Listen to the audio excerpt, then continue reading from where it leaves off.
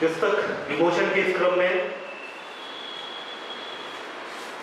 Sergeant Abhimanyu Pandey जी का मंच पर स्वागत है। आज उनकी पुस्तक 2 पुस्तकों का भी विमोचन होना है। सर इस तरह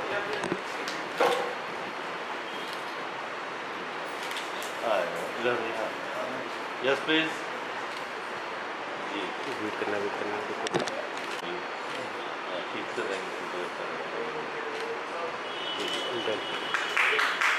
धन्यवाद।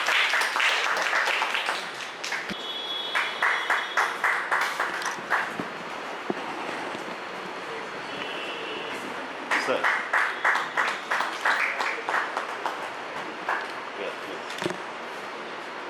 जी इस तरह सामने।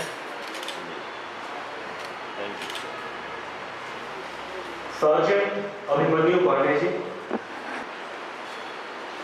1974 से 1989 तक 15 साल तक भारतीय वायुसेना में आपने सेवा प्रदान की है। 4 धाम 12 ज्योतिर्लिंग धर्मस्थलों की यात्राओं के साथ आपकी एक साहित्यिक यात्रा भी है जो निरंतर चलती जा रही है। और आपने कह लीजिए कि रिटायरमेंट के बाद आपने लिखना शुरू किया और आज करीब लगभग जो है 12 से 15 किताबों के आसपास आपकी हो रही है और 4 किताबें एक पब्लिकेशन से प्रकाशित है, जिनमें से 2 का विमोचन आपके समक्ष हो रहा है, हो चुका है। और आपको कविता, भजन, गीत, गजल में आपकी ये विधाएं हैं, इसमें आप लेखन करते हैं। खासकर इनकी छंद में सारे का सारा लेखन रहता है। और कुशीनगर प्रयागराज से यानी कि सबसे यहाँ पर इस सभागार में सबसे पहले आप ही उपस्थित हुए, तो आपका ज़्यादा समय ना लेते हुए हम चाहेंगे कि इन किताबों के बारे में, इन किताबों में क्या है और पाठकों के लिए इसमें क्या है, रचनाकार के लिए इसमें क्या है। तो 2 शब्द इस सभागार के लिए अभिमन्यु पांडे मनु जी।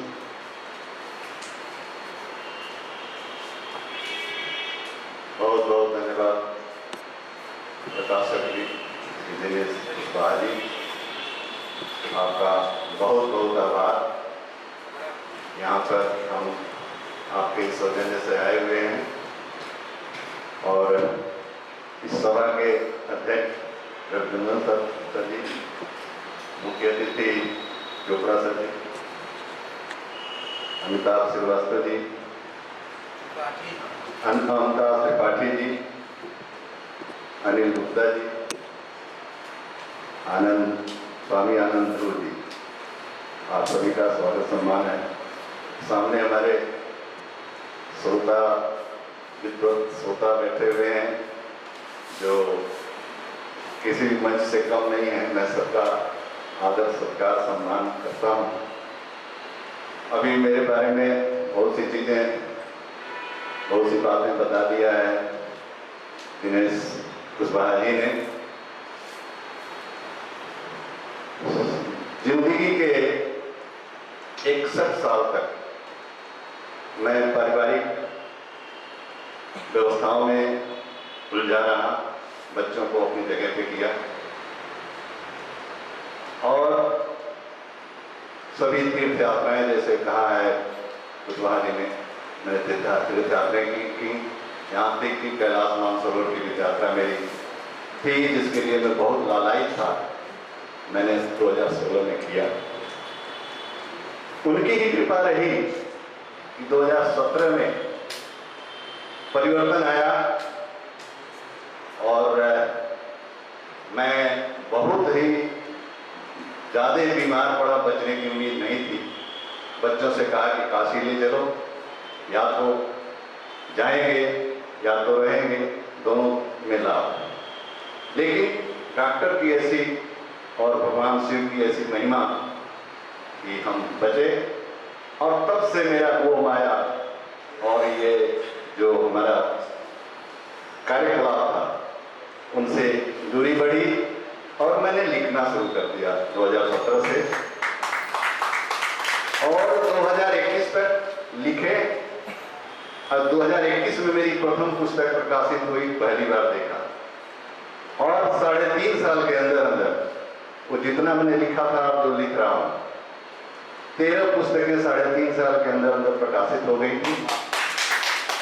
और उसमें 4 पुस्तकें इंक प्रकाशन से दिनेश कुशवाहा जी के द्वारा हुई, और 2 बार दिल्ली में जो प्रगति मैदान में पुस्तक मेला में भी आपने प्रदर्शित किया था मेरी पुस्तकों को। तो इस तरह जो है, इस समय 14वीं पुस्तक मेरी प्रेस में है और 15वीं का 1/4 भाग पूरा हो चुका है आप लोगों के आशीर्वाद से। ये जो 2 पुस्तकें हैं आप देख रहे हैं, इसमें एक जो अभियान है, ये चंद्रयान से संबंधित है। चंद्रयान 3 जो भारत पहुंचा चंद्रमा पे, उससे प्रभावित होकर मैंने जो है इसमें ज्यादातर कविताएं लिखी हैं। वैसे सभी इसमें कविताएं, छंद, गजल सभी हैं, लेकिन ज्यादातर कविताएं इसमें चंद्र विजय पर है। तो इसमें इसके जो है एक लाइन यदि इसके बारे में मैं कहूं तो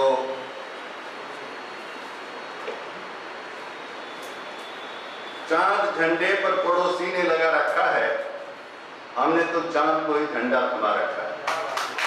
हमने तो चांद को ही झंडा थमा रखा है। 23 अगस्त सन 23 को चंद्रयान था चांद पे उतरा, रह गई देखते दुनिया सारी, दांतों तली उंगली दबा दबा। इस तरह से इसमें कविताएं हैं और साथ में और भी कविताएं हैं।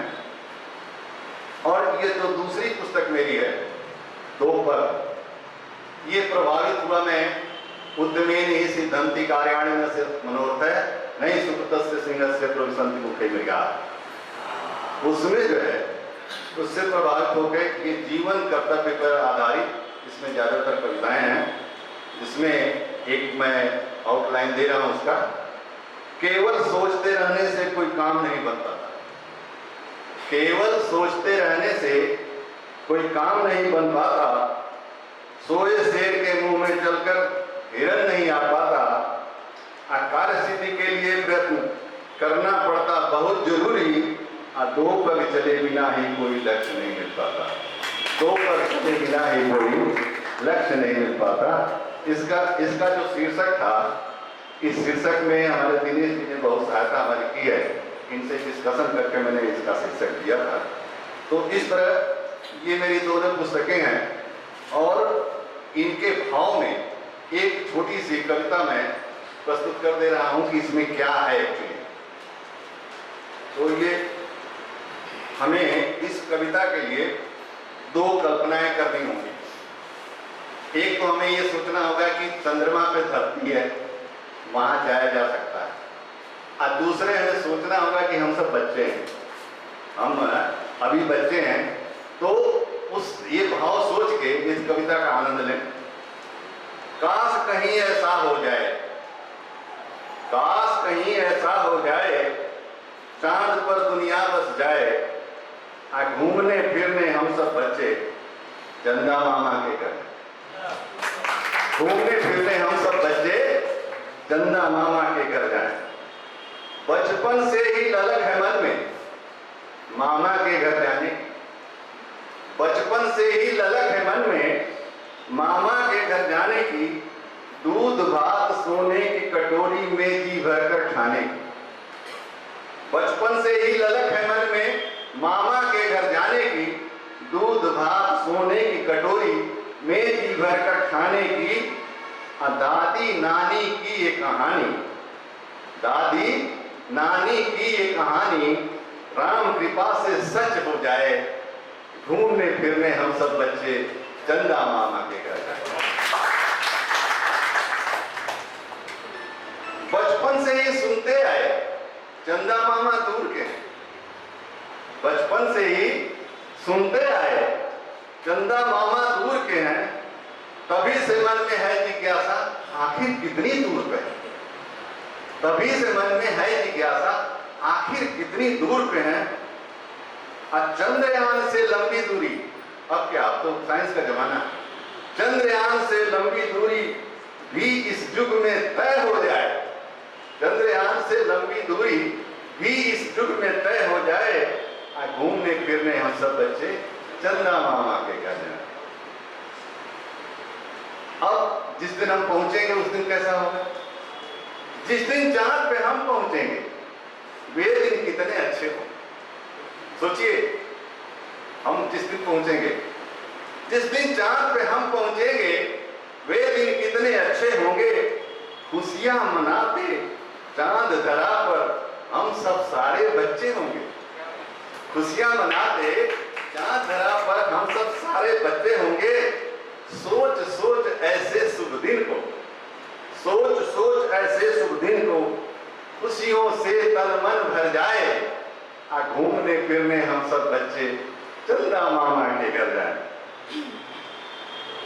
अब जो चंद्रयान वहां पहुंचा उसके संबंध में एक स्टेंजा है और ये आखिरी स्टेंजा है। चांद की धरती पर भारत ने झंडा तिरंगा गाड़ दिया है।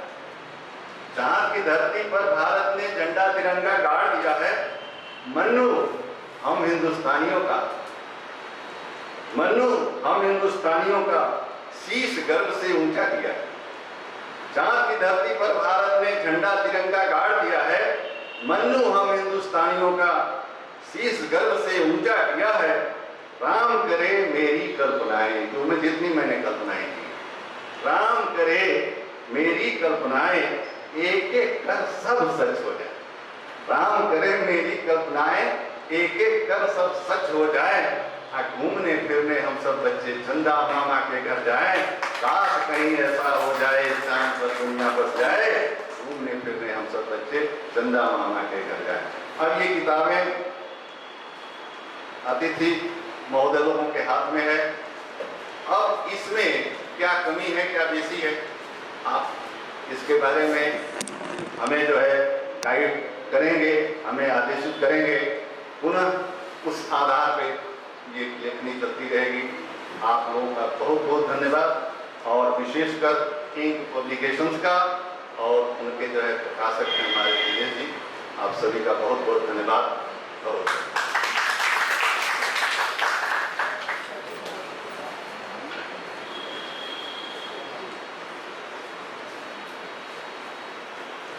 बहुत बहुत धन्यवाद सार्जेंट अभिमन्यु पांडे जी। साहित्य सृजन के पद पर और आपकी यात्रा भी अद्भुत है। बहुत कम ऐसे लोग होते हैं जो, ज्यादातर लोग तो अपने आप में ही उलझे रहते हैं सारा जीवन या फिर अपने परिवार में। इन्होंने एक जो पारिवारिक जीवन है उसको भी बहुत ही कुशलता के साथ जिया, बहुत ही जिम्मेदारी के साथ जिया। और आपके जितने भी बच्चे हैं सब अपने अपने जो है अच्छी अच्छी जगह पर पोस्टेड हैं। और आपने राष्ट्र के लिए भी 15 साल जिया भारतीय वायु सेना में। अब आप साहित्य के लिए और स्वयं के लिए जी रहे हैं और लगभग हर साल आपकी कोई एक विदेश यात्राएं होती हैं साहित्य को लेकर। कभी मलेशिया, कभी इंडोनेशिया, कभी मॉरिशस, अबू धाबी में भी आप जो है गए हैं। तो मतलब आपने जीवन को जिस तरह से जिया है बहुत कम लोग उस जीवन को जी पाते हैं। इस क्रम में एक और ऐसा जीवन जो मुझे बहुत ही प्रभावित करता है, रमोला रूपलाल आरजू मैम, मैं आपका इस मंच पे स्वागत करना चाहूंगा। आपकी 2 पुस्तकों का विमोचन है और मैं चाहूंगा कि बहुत ही आदर, बहुत सम्मान के साथ मैं आपको आमंत्रित करना चाहूंगा। और वो लड़की एक उपन्यास है और भोर के आंसू कहानी संग्रह। जी जी sir, please. Yes sir, thank you sir. के रूप में आप उसके बाद आप इस वक्त सेवानिवृत्त है। लेकिन मैंने जो देखा है अभी भी आपके बहुत सारे छात्र छात्राएं आपसे संपर्क करते हैं, आपसे मिलना चाहते हैं। और मुझे जब भी अवसर मिलता है मैं आपके निवास स्थान पर मैं पहुंच जाता हूं। और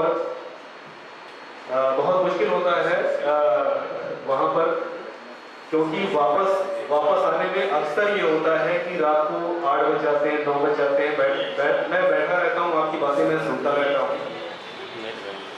और तो बहुत सारे छात्र छात्राएं हैं जिनके जीवन को आपने प्रकाशमय किया है और साहित्यिक गतिविधियों में आपकी कविता, कहानी, गजल, हाइकू, शोध पत्र और बहुत सारे भाव संग्रह है।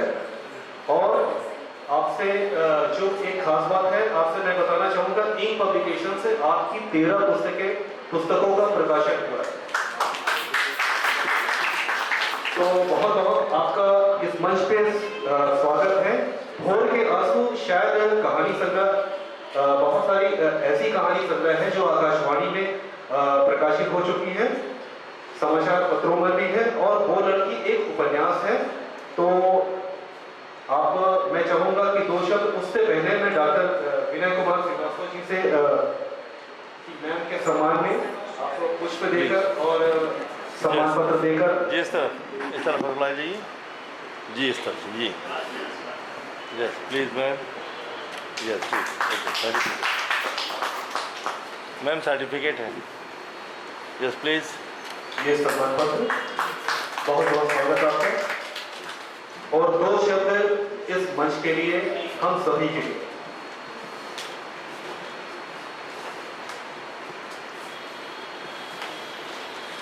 बोलना बहुत अच्छा होता है और हर किसी से बोलना नहीं होता, जिससे मन मिलता है उससे ही बोलना होता है।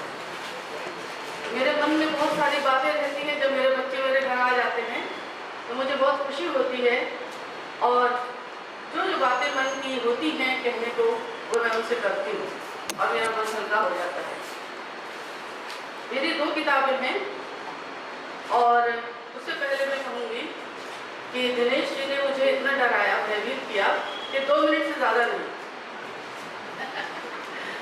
अगर मुझे मालूम होता कि 2 मिनट इतना बड़ा होता है तो मैं बहुत कुछ तैयार करके आती, लेकिन तैयार की हुई बातों में वो बात नहीं होती है जो सहज सामने आती है। मैंने अपनी किताबों का जो प्रेफेस लिखा है, भूमिका भाग, उसमें लगभग सभी बातें आ गई हैं, और मैं चाहूँगी कि मैं उनका, आप पढ़ भी सकते हैं, जिनके हाथ में पुस्तक है देख सकते हैं। ये मेरी पुस्तक वो लड़की, इंक पब्लिकेशन से लड़की लड़की शीर्षक से बहुत सारी किताबें आई हैं, और मुझे लग रहा था कि फिर मैं वो लड़की शीर्षक रखूंगी तो पता नहीं इसका क्या हश्र हो।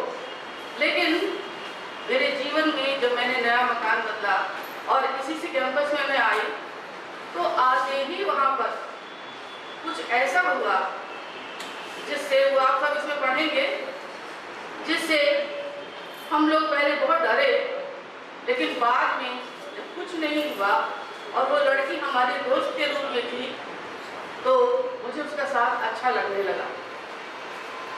2004 में मैंने कैंपस छोड़ा, अपने नए मकान में गई, और मैंने सोचा इस लड़की से हमें 50 मिल गई, लेकिन ऐसा नहीं हुआ। ये आपको बता रही हूँ, हमारे नए घर में भी वो लड़की है, और केवल मुझे ही नहीं औरों को भी दिखती है। और जब मैंने दिनेश जी को ये बताया तो दिनेश जी बहुत डर गए, शायद अब वो आना कम कर देंगे। मैं देख रही हूँ वो लड़की, ये मेरा पहला उपन्यास है, इसे संस्मरणात्मक उपन्यास भी कह सकती हूँ। सन 1989 से 2004 के कालखंड में मैंने और मेरे परिवार ने जो देखा और भोगा, उसका आंखों देखा विवरण यह उपन्यास है। चाहती तो कल्पना का सहारा लेकर इसमें गजब के रंग भर सकती थी, किंतु पता नहीं क्यों ज़मीर ने गवारा नहीं किया। मन ने कहा जितना सच है उतना ही कहो। सत्य में मिलावट ठीक नहीं होती और सच से खिलवाड़ भी नहीं करना चाहिए। और हम मनोविज्ञान पर बात करना आसान काम नहीं है। कोई जल्दी इस पर विश्वास नहीं करता। विश्वास करें या ना करें, इस पर बहुत काम हुआ है और हो रहा है। मैंने अपनी ज़िंदगी में कभी नहीं चाहा कि मेरे साथ इस तरह की बातें जुड़ें और मैं लोगों के बीच हंसी और मखौल का विषय बनूं, किंतु मेरे साथ जो हुआ होता चला गया, उससे मैं अपने को अछूता नहीं रख सकी। आप विश्वास करें या ना करें, यह आप पर है, किंतु जो कुछ या जिसे आप अपनी खुली आंखों से देख रहे हो, उसे आप झुठला नहीं सकते। मैं भी झुठला नहीं सकी।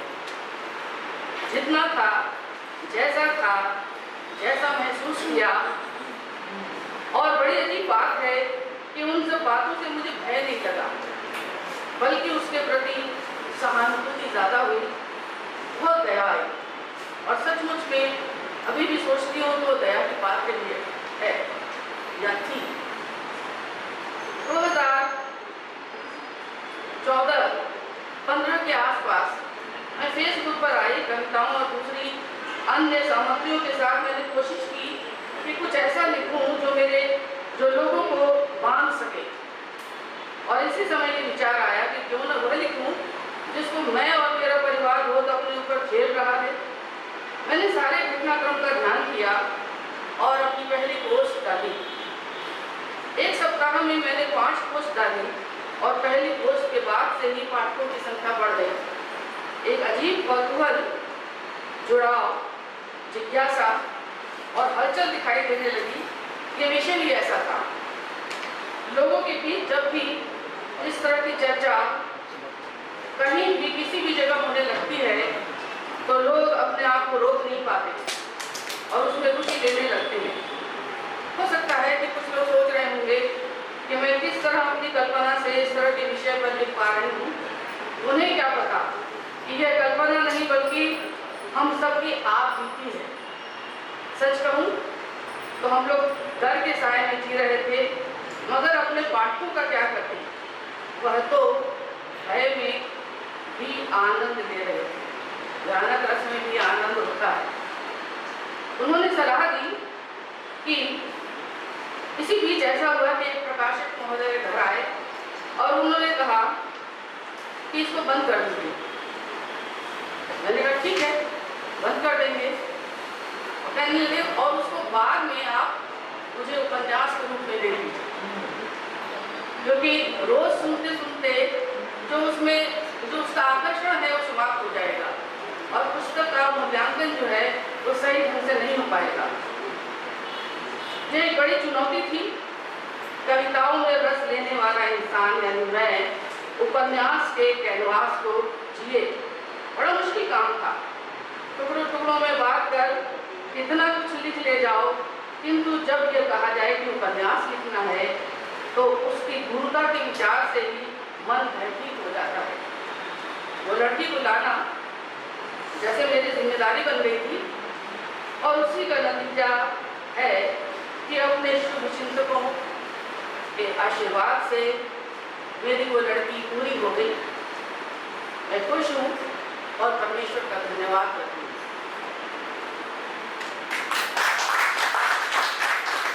मुझे सबसे पहले ये बोलना था, लेकिन मैं उस बात को भूल गई। बहुत सारी चीज़ें भूल जाती हूँ, उम्र है। तो ये कि मैं परमेश्वर का धन्यवाद करती हूँ कि मैं इस सभागार में मौजूद हूँ। लगभग 2 वर्ष से मैंने साहित्यिक कार्यक्रमों में जाना बंद कर दिया है। कारण यह है कि मैं बहुत बुरी तरह से बीमार हूँ और मैं घर पर ही रहती हूँ। लेकिन दिनेश बेटे का ये अनुरोध था, आग्रह था कि नहीं आप आइए, और मैं जैसे तैसे आ गई हूँ। आपने देखा है प्रतिमा जी ने, मेरे लिए चलना फिरना बहुत मुश्किल है, लेकिन मैं पूरी हिम्मत जुटा करके यहाँ उपस्थित हुई हूँ और इसके लिए मैं परमेश्वर का धन्यवाद करती हूँ। मेरी दूसरी रचना जिसका आज लोकार्पण हो रहा है वो है भोर के आंसू। भोर के आंसू दरअसल इसकी प्रेरणा आकाशवाणी से है। आकाशवाणी में अक्सर गृहलक्ष्मी कार्यक्रम में, घर परिवार कार्यक्रम में कहानियाँ मांगी जाती थी, कविताएं तो मांगी जाती थी, और मैंने उनके अनुरोध को स्वीकार करते हुए, क्योंकि वो लोग इतने इतने प्रेरणा देने वाले हैं कि जो आपसे काम करवाना चाहेंगे वो करवा लेंगे। तो कुछ कहानियाँ, एक दो कहानियाँ मैंने गृहलक्ष्मी के लिए लिखी और जो मुझे लगने लगा और खुद में रस आने लगा, तो जब मुझे अंदर से प्रेरणा हुई और किसी चीज़ ने परेशान किया, किसी परिस्थिति ने परेशान किया, किसी व्यक्ति से वो देख करके मेरे मन में दया आई, तो अपने आप कहानी लिख ली। मुझे उसके लिए कोशिश नहीं करनी पड़ी। तो बस छोटा सा 2-4 शब्द में बोलूँगी। भोर के आंसू मेरी 8 कहानियों का संग्रह है। इस संग्रह की सभी कहानियाँ मेरे दिल के बहुत करीब हैं।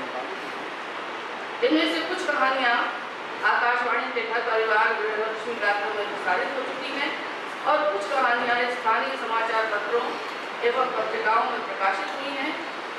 परमेश्वर की कृपा से इन सभी कहानियों को श्रोताओं एवं पाठकों का भरपूर स्नेह एवं सम्मान प्राप्त हुआ है। वैसे तो लेखक जिस भी विधा में लिखता है उसके माध्यम से ही वो अपने सहृदय पाठकों से जुड़ जाता है, किंतु जिस विधा में कथा तत्व होता है वह अत्यंत सहजता से अपने पाठकों के अधिक करीब हो जाता है।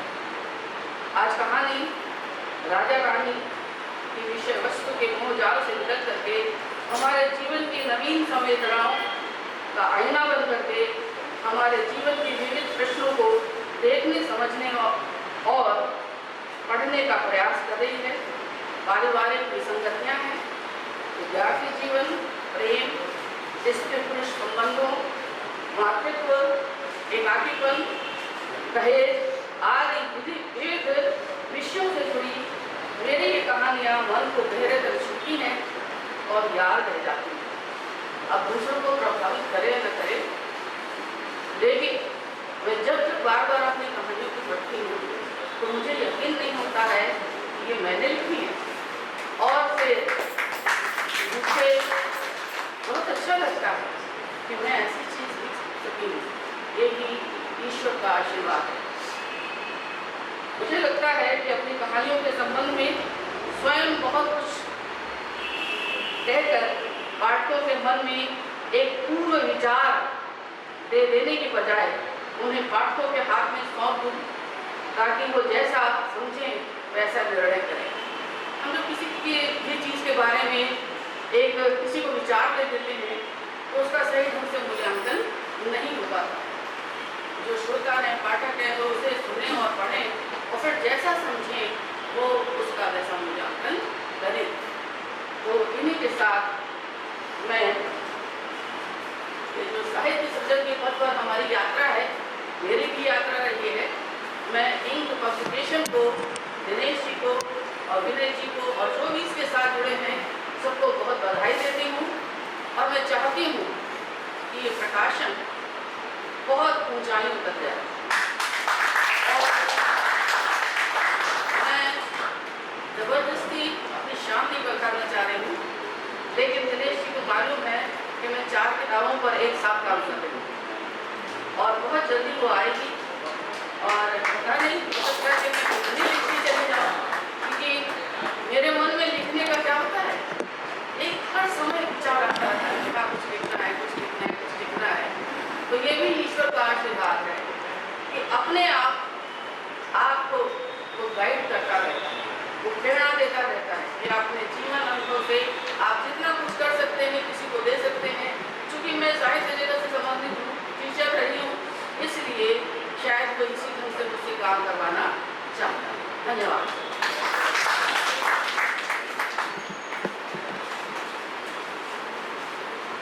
मैंने अपने जीवन में बहुत सारे ऐसे शिक्षकों को भी देखा है कि बस उनकी रिस्पेक्ट